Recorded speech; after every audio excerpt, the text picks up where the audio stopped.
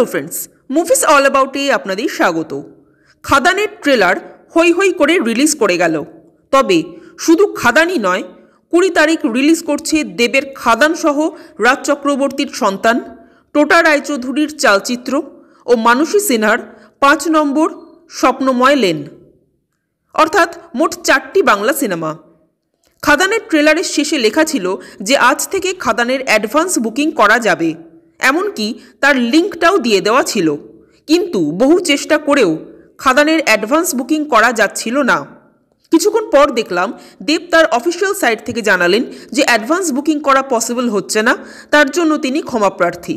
তিনি অনেক চেষ্টা করছেন কিন্তু হল পেতে সমস্যা হচ্ছে, এবং এর প্রধান কারণ অন্য ভাষার সিনেমা। অর্থাৎ বুঝতেই পারছেন কার কথা বলা হচ্ছে, পুষ্পা 2, যেটা এতদিন ধরে রমরম করে ব্যবসা করছিল, এখনও করছে। কিন্তু এবার কথা হলো, যে মুভিটা রমরমিয়ে চলছিল এবং এখনও রমরমিয়েই চলছে, তাকে দুম করে সরিয়ে অন্য মুভিকে কি আনা যায়? সেটা কি প্র্যাকটিক্যালি পসিবল? কারণ হল মালিকরাও তো বিজনেস করতেই বসেছেন।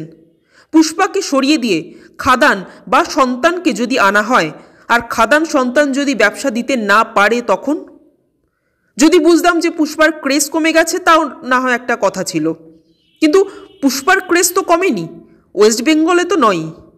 সো এটা একটা ফ্যাক্ট। কিন্তু প্রশ্নটা হলো, এটা যদি অন্য কোনো স্টেটে হতো তাহলেও কি সেই একই জিনিস ঘটতো? না, ঘটতো না। কারণ অন্য স্টেট নিজের ভাষার ছবিকে অনেক বেশি গুরুত্ব দেয়। খাদানের মতো এরকম একটা মুভি যার এত বাজ, এত হাইপ, সেই মুভিরও হল পেতে সমস্যা হচ্ছে। দেবের মতো একজন সুপারস্টারকেও হল পাওয়ার জন্য হাতড়াতে হচ্ছে।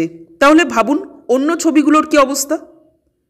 সন্তানের কথা নয়, আমি বাদই দিলাম, কারণ সন্তান SVF এর প্রোডাকশন, তার হল পেতে খুব একটা সমস্যা নাও হতে পারে। কিন্তু বাকি ছবি দুটো, এটাই যদি উল্টো হতো, যে খাদান সাউথে রমরমিয়ে চলছে, তারপর রিলিজ ডেট পড়ল পুষ্পার, তখন কি আল্লু অর্জুনকে এভাবে হাতড়াতে হতো? না, হতো না। অথচ আমাদের স্টেটে এটা হয়। নিজের ঘরে জায়গা পাওয়ার জন্য নিজেদের লোকেদের সাথেই আমাদের লড়তে হয়। বহুরূপী এত ভালো কালেকশন করার পরও তার শো কমিয়ে দেওয়া হলো, কারণ ভুলভুলাইয়া 3 ও সিংঘাম এগেনকে জায়গা দিতে হবে। আসলে কি বলুন তো, এখন না বাইরের স্টেটের প্রডিউসাররাও বুঝে গেছে যে আর কোনো জায়গা থেকে হোক না হোক, পশ্চিমবঙ্গ থেকে আমাদের একটা ভালো কালেকশন উঠে আসবেই। পশ্চিমবঙ্গের হল মালিকরা আমাদেরকেই আগে সুযোগ দেবে, দরকার পড়লে নিজেদের বাংলা ভাষা সিনেমাকে ঘাট ধরে বার করে দেবে, তাও ভালো, কিন্তু আমাদের কোনো ক্ষতি করবে না। এটা তারা বুঝে গেছে, আর এটাই হয়ে আসছে বারবার।